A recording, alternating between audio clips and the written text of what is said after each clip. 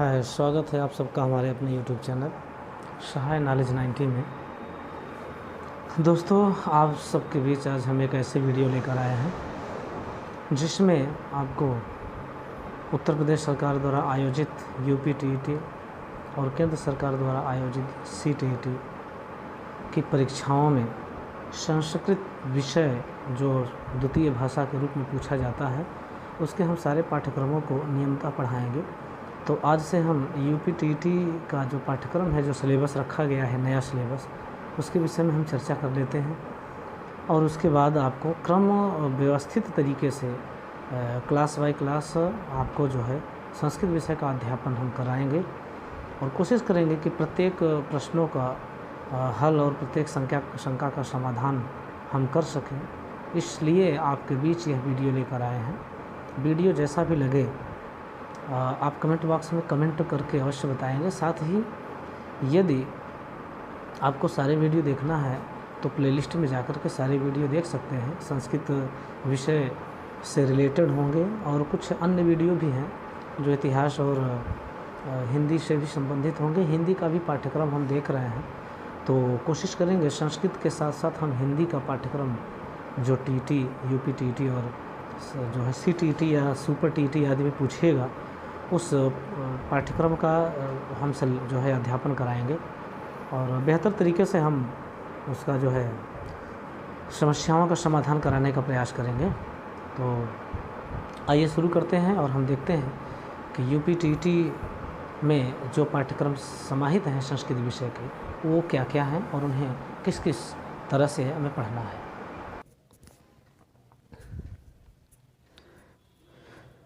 तो हम देखते हैं कि यहाँ जो है यूपी-टीईटी में पूछे जाने वाले जो पाठ्यक्रम है संस्कृत विषय के भाषा द्वितीय का, उसमें क्या क्या पूछा जाना है और क्या क्या पढ़ना है हम लोगों को, हम चर्चा करते हैं और फिर क्रमबद्ध तरीके से हम उसका अध्यापन कराएंगे। प्रायः जो भी सिलेबस या जो भी पाठ्यक्रम इस यूपी-टीईटी की परीक्षा में है, वो हम देखते हैं कि सुपर टीईटी में भी लगभग वही है, भाषा टीईटी में भी वही पूछा जाता है। सीटेट में जो है विचारात्मक या शिक्षण कौशल से संबंधित प्रश्न अधिक होते हैं, किंतु संस्कृत का ज्ञान ठीक ठाक रखने वाले और सामान्य जानकारी भी रखने वाले यदि संस्कृत का भावार्थ निकाल ले रहे हैं तो वो सीटेट में भी अच्छा कर सकते हैं। और संस्कृत जो है हमेशा द्वितीय भाषा के रूप में लोग रखते हैं, भाषा सेकंड के रूप में। तो उसका जो पाठ्यक्रम है पहला वाला ये है पठित अपठित जो है अनुच्छेद। इसमें किस प्रकार तो अपठित अनुच्छेदों में दो प्रकार के जो है दिए जाते हैं, एक गद्यांश होता है और एक पद्यांश होता है, वो अपठित होते हैं। उसमें से आपको जो है कुछ श्लोक दे देते हैं पद्यांशों में और नीचे प्रश्न दिए होते हैं, उनको छांटना पड़ता है, उन्हीं में से प्रश्न के उत्तर ढूंढ कर लिखना पड़ता है। द्वितीय है, दूसरे नंबर पर जो है संधि। संस्कृत की संधियाँ कितने प्रकार की हैं, परिभाषा क्या है, और 3 जो भेद बताए गए हैं संस्कृत साहित्य में संधि के, स्वर, व्यंजन और विसर्ग के आधार पर। फिर स्वर के कितने भेद हैं, व्यंजन और विसर्ग के क्या भेद हैं, क्या परिभाषा है आदि। तीसरे पर अव्यय हैं, अव्यय किसे कहते हैं, अव्यय के क्या प्रकार हैं, ऐसे भी प्रश्न पूछे जाएंगे। अव्यय के कितने प्रकार होते हैं और वो क्या क्या उनकी विशेषता होती है। तो नेक्स्ट नंबर पे है लिंग। लिंग क्या है, जिसे हम जो है जाति शब्द कह सकते हैं, जाति का नाम से। तो संस्कृत में लिंग क्या है, उनका प्रयोग कैसे होगा, काल या लकार क्या होते हैं, लकारों की चर्चा होनी है। अगला है समास, उपसर्ग, कारक, विलोम शब्द, अलंकार, प्रत्यय आदि ये सिलेबस है। इसके अलावा अभी 2-4 और हैं जो हम आपको लिख के दिखा रहे हैं। तो 12 नंबर तक हम लोग देख लिए थे, अब 13वें पर क्या है, उसी जो है क्रम में कि संज्ञा शब्दों का प्रयोग और संज्ञा में क्या आएंगे, शब्द रूपों का ज्ञान और वो शब्द रूप किन किन प्रकार से होंगे, अकारांत, इकारांत, उकारांत, स्त्रीलिंग में दीर्घ इकारांत, दीर्घ उकारांत, स्त्रीलिंग, पुल्लिंग, नपुंसक लिंग आदि प्रयोग। सर्वनाम में क्या क्या आएगा और सर्वनामों का शब्द रूप कैसे चलता है, इस पर चर्चा होगी। विशेषण शब्द क्या हैं, इनका भी शब्द रूपों में प्रयोग कैसे होगा और इनकी पहचान कैसे होगी। 16वें नंबर पर धातुएं हैं, जो अकर्मक और सकर्मक धातुएं हैं, उनका परिचय कराया जाएगा। संस्कृत कर्मक धातुएं कौन कौन है और सकर्मक धातुएं क्या हैं, इनकी क्या विशेषताएं होती हैं। संस्कृत की संख्याओं का हम जो है कैसे अध्ययन कर पाएंगे और उसको हम कैसे जान सकेंगे। ये रटने का विषय नहीं है, इसे हम बखूबी आपको बताने का प्रयास करेंगे और आप बेहतर तरीके से सीख सकेंगे। ये जितने पाठ्यक्रम शुरू में दिए हैं, ये भाषा सेकंड में अर्थात संस्कृत भाषा के अंतर्गत खंड क का है। अब खंड ख के अंतर्गत आपको जो है भाषा संस्कृत शिक्षण से संबंधित जो है पढ़ना है। और इसमें मैं समझता हूँ कि यदि मनोविज्ञान आपने ठीक ठाक पढ़ा है तो संस्कृत शिक्षण भी बड़े आराम से कर लेंगे, क्योंकि उसमें प्राथमिक स्तर पर जो है शिक्षण की क्या उपयोगिता होती है और शिक्षण का कौशल कैसे होते हैं आदि आदि मनोवैज्ञानिक तरीके से प्रश्न पूछे जाएंगे, उस पर भी हम लोग चर्चा कर लिया करेंगे। तो अब हम शुरू करते हैं इसके पहले नंबर का जो पाठ्यक्रम है, जो इसका पहला सिलेबस है, अपठित अनुच्छेद हैं। तो अपठित अनुच्छेदों में यदि हम किसी प्रकार का जो है श्लोक मान लीजिए दिया रहता है, तो श्लोक के आधार पर कुछ प्रश्न पूछे जाते हैं, उन प्रश्नों का उत्तर देना है। तो इसको हम बाद में पढ़ेंगे, क्योंकि कुछ व्याकरणिक चीज़ें सीख लेते हैं तो आगे हमें समझने और सीखने में भी आसानी होगी। तो आज हम शुरू करेंगे जो है पहला इसका जो चैप्टर है, और उस पहले चैप्टर में जो इसका पहले नंबर के पाठ्यक्रम है, उस पाठ्यक्रम में हम देख रहे हैं कि संधियों को हमें पढ़ना है। तो देखते हैं।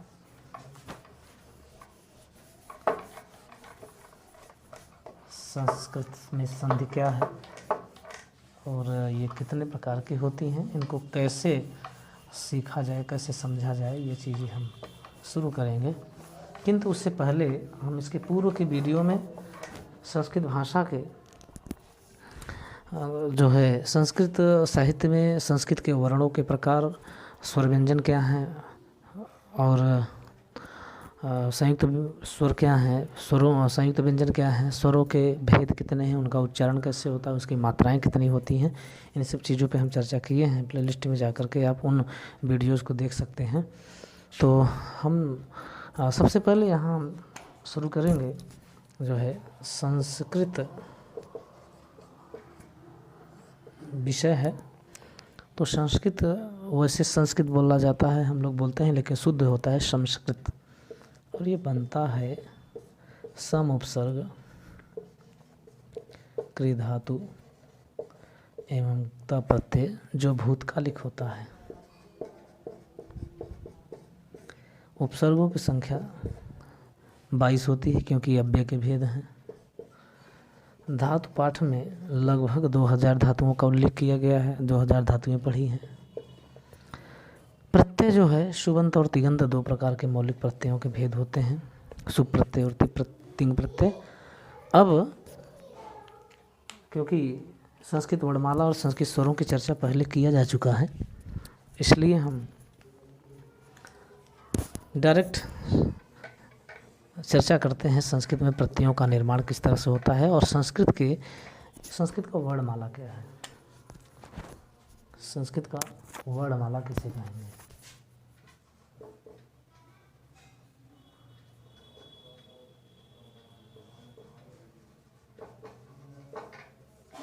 संस्कृत वर्णमाला, तो आप जानते हैं कि माहेश्वर सूत्रों को ही संस्कृत का वर्णमाला कहते हैं।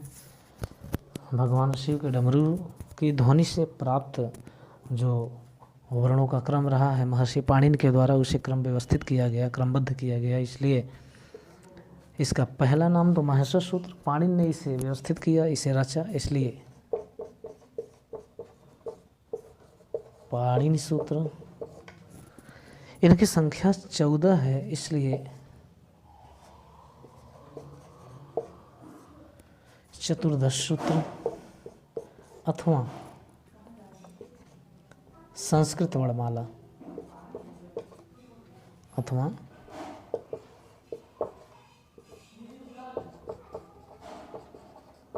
संस्कृत वर्णमाला कहते हैं। और लगभग सब लोग जानते हैं कि अ ई उड़ू ड़ री ली क आई उड़ री ली क ई ऊंग ए ऊंग आई औ च आदि के भेद से ये 14 सूत्र होते हैं। और पांचवा जो आपका सूत्र है वो क्या है? ह य व र ट। ह य व र ट। फिर है लड़, सातवां है य म ग ड़ न म। आठवां होगा झ भ य। इस तरह से ये सभी सूत्र आपको जो है मिल जाएंगे पुस्तकों में भी, आपको इसमें को रटना है। और अगले हम 9वें से 14वें सूत्र की हम चर्चा करेंगे। ब्लैक बोर्ड थोड़ा छोटा है इसलिए समस्या हो रही है। 9वां सूत्र है घ ढ ध स। और 10वां है ज ब ग ड द स। 11वां है ख फ छ ठ थ च ट त व। 12वां है क प य। 13वां है स स एवं र। और 14वां जो अंतिम सूत्र है वो है हल। ये 14वां सूत्र है। अब आप देखेंगे सूत्र संख्या 1 से लेकर के अ ई उ ऋ री ए ओ ऐ औ च, ये यहाँ तक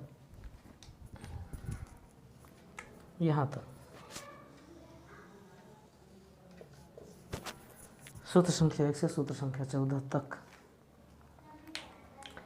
स्वर वर्णों का उल्लेख किया गया है, अर्थात इसमें स्वर वर्णों को बताया गया है। और सूत्र संख्या 5 से लेकर के 14 तक समस्त व्यंजन वर्ण हैं। यदि इनकी हम संख्या करें तो अंतिम अक्षरों को छोड़कर गिना जाएगा। इस तरह से अ ई उ ऋ री 5, ए ओ 7, ऐ औ 9। तो संस्कृत वर्णमाला में अर्थात माहेश्वर सूत्रों में 9 स्वर्ण है, 9 स्वरवर्ण है और टोटल 34 व्यंजन वर्णों का उल्लेख है। किंतु ह 2 बार आता है, इसलिए ये ह जो है मंगलाचरण के रूप में प्रयुक्त होता है, ऐसा संस्कृत साहित्य में उल्लेख मिलता है। इस वजह से संस्कृत के मूल व्यंजनों की संख्या 33 ही मानी जाती है इस माहेश्वर सूत्र में। अब हम बात करते हैं प्रत्याहारों को। प्रत्याहार, प्रत्याहार प्रत्येक का एक एक का ग्रहण करना, आहरण करना अर्थात कलेक्ट करना प्रत्याहार कहा जाता है। तो जिस तरह से हम अगर सामान्य शब्दों में समझें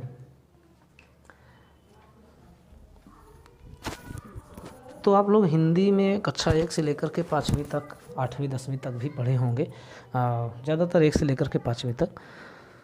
तो 1 से लेकर के 5वीं तक जैसे होमवर्क दिया जाता था या क्लास वर्क दिया जाता था कि 1 to 10 क्या लिख के आना है, पहाड़ा लिख कर आना है। ये भी गणितीय भाषा में क्या हुआ, ये तो शॉर्टकट है, लेकिन संस्कृत की भाषा में अगर इसे देखें तो ये क्या है, ये प्रत्याहार है। प्रत्याहारों की संख्या संस्कृत में कितनी है और होनी कितनी चाहिए, क्योंकि वर्तमान में 42 प्रत्याहारों का उल्लेख मिलता है और एक प्रत्याहार और है जो 43 की संख्या में आता है, लेकिन जनरली लोग 42 प्रत्याहारों की चर्चा करते हैं। तो 43 प्रत्याहार हैं। प्रत्याहार बन कितने सकते थे? प्रत्याहारों की संख्या तो अनंत की जा सकती थी, लेकिन संस्कृत वैयाकरणों के द्वारा जितनी आवश्यकता पड़ी उतने उन्होंने प्रत्याहार अर्थात महर्षि पाणिनि ने उतने ही प्रत्याहारों की रचना की है।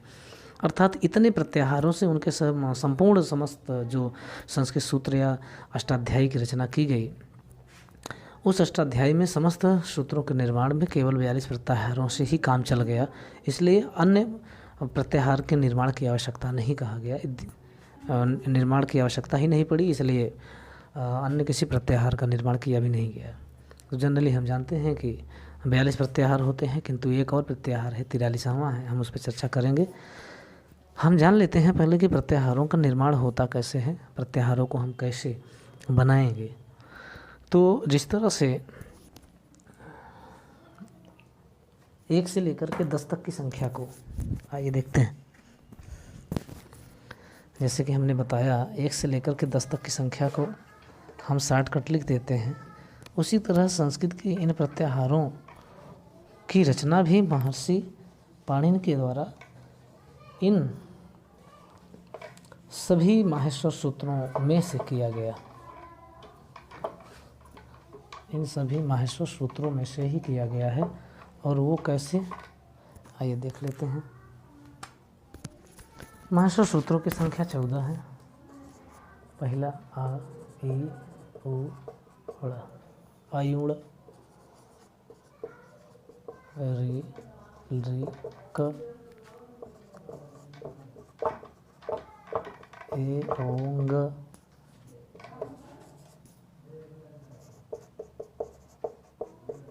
आय औच,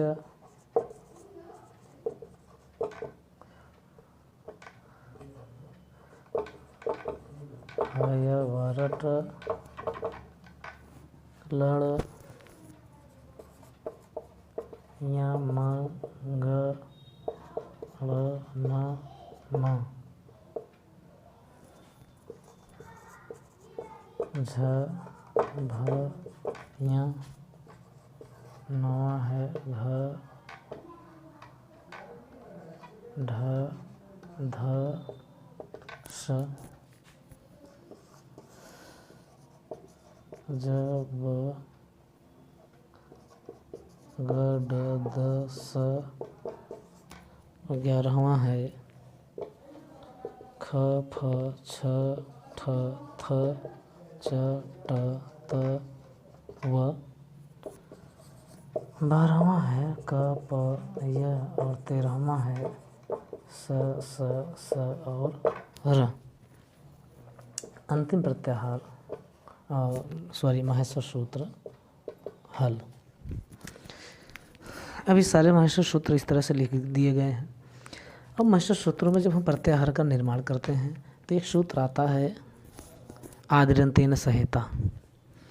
आदिरंतेन संहिता संज्ञा सूत्र में जो है, संज्ञा पाठ में, संज्ञा प्रकरण लघु सिद्धांत कौमुदी का है, उसमें आता है आदिरंतेन संहिता, आदिर सो सच संज्ञा सात, आदिर मध्य, इस तरह का सूत्र जो है। तो उसमें कहता क्या है आदिरंतेन संहिता, कि हम किसी भी प्रकार का जब प्रत्याहार का निर्माण करते हैं संस्कृत में, तो प्रारंभ से हम इनमें से किसी भी एक अक्षर को ले लेते हैं, और जब बाद वाला अक्षर लेंगे, बाद वाला वर्ण लेंगे, तो किसी भी सूत्र का अंतिम अक्षर ही होगा। ये हो सकता है, ये हो सकता है, ये हो सकता है, ये हो सकता है। ये केवल उच्चारण की सहायता से यहाँ पर लिखे गए हैं, इनकी गिनती वर्णों के अंतर्गत नहीं होती है। इसलिए हम यदि कोई सूत्र लेते हैं, कोई सूत्र प्रत्याहार का निर्माण करते हैं, तो सपोज दैट हम एक लेते हैं अ। अब दूसरा यदि हम सूत्र दूसरा वर्ण, अंतिम वर्ण इसका रखेंगे, तो ड़ भी हो सकता है, क भी हो सकता है, ङ भी हो सकता है। तो सपोज दैट हम यहाँ दूसरा लेते हैं क, ये हो गया क, अक।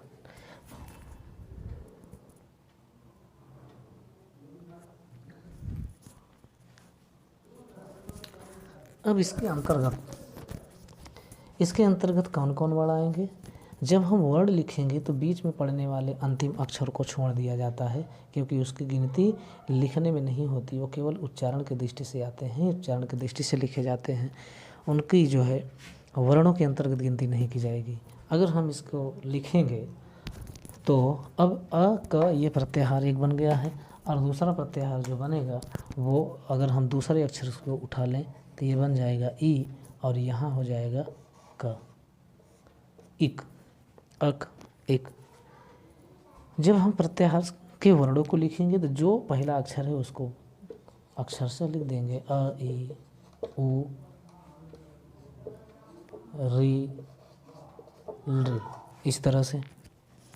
अ, ई, उ, ड़ को हमने छोड़ दिया लिखते वक्त, री और री। इसी तरह से इक के अंतर्गत आने वाले वर्णों को भी लिखेंगे। ई, उ,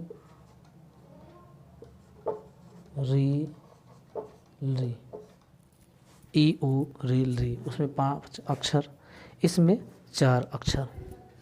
तो इस तरह से प्रत्याहारों का निर्माण किया जाएगा और इस तरह से सभी प्रत्याहारों को हम जो है बारी बारी से देख सकते हैं।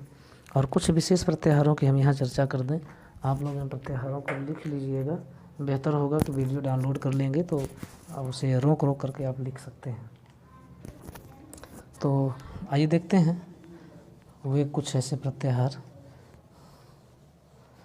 जैसे आगे हम संधियों में पढ़ाएंगे तो स्वर संधि को हम अच संधि भी कहते हैं। तो अच क्या है? अच प्रत्याहार है। और ये प्रत्याहार यहाँ से लेकर के ये प्रत्याहार सूत्र संख्या पहले से लेकर के सूत्र संख्या चौथे तक आएगा।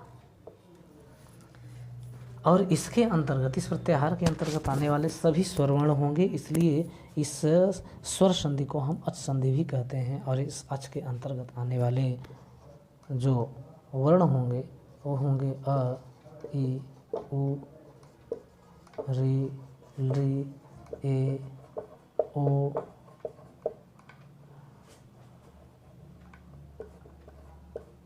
आय, आओ। अ, ई, उ, री, ली, ए, ओ, आय, आओ, इतने वर्ण आ जाएंगे इस अच प्रत्याहार के अंतर्गत।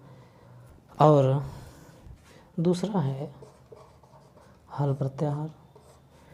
उस हल प्रत्याहार के अंतर्गत कितने वर्ण आएंगे? सूत्र संख्या 5 से लेकर के सूत्र संख्या 14 तक के सभी जितने भी अक्षर हैं, जितने भी वर्ण हैं, उन सभी वर्णों को लिखा जाएगा। किंतु ध्यान रहे, प्रत्याहार के अंतर्गत वर्णों को लिखते समय हम प्रत्येक सूत्र के अंतिम अक्षरों को, जो हलंत युक्त अक्षर हैं, हलंत युक्त वर्ण हैं, उन वर्णों को हम छोड़ देंगे। तो हल प्रत्याहार के अंतर्गत आने वाले वर्णों में ह, य, व, र, ल, ह, य, व, र, ट, लड़, ल में आ गया। फिर या, म, ग, ड़, न, आगे आएगा झ, भ, फिर है घ, ढ, ध, 11वां 9वां पे हो गया। और 10वां पे आएगा ज, ब, ग, ड, द।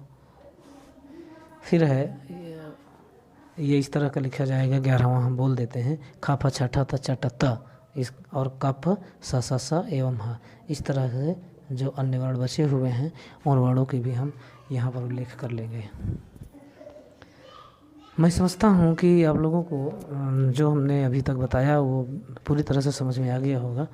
और यदि स्वर व्यंजन के भेद और उनके उच्चारण को जानना है तो आप हमारे द्वारा जो है डाले गए उस पुराने वीडियो को आप देखेंगे तो आपको बेहतर समझ में भी आ जाएगा।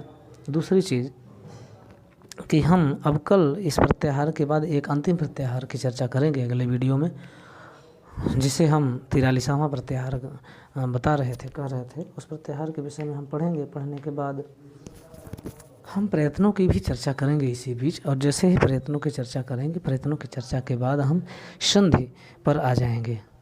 तो और वह नियमतः क्लास हो जाएगी, क्योंकि जब छोटी चीज़ों को हम पहले नहीं जाने रहेंगे तो आगे हमको जानने में थोड़ा सा दिक्कत होगा। तो यह वीडियो कैसा लगा आप कमेंट बॉक्स में जाकर कमेंट अवश्य करिए। साथ ही लाइक, सब्सक्राइब और शेयर अवश्य करिए। धन्यवाद।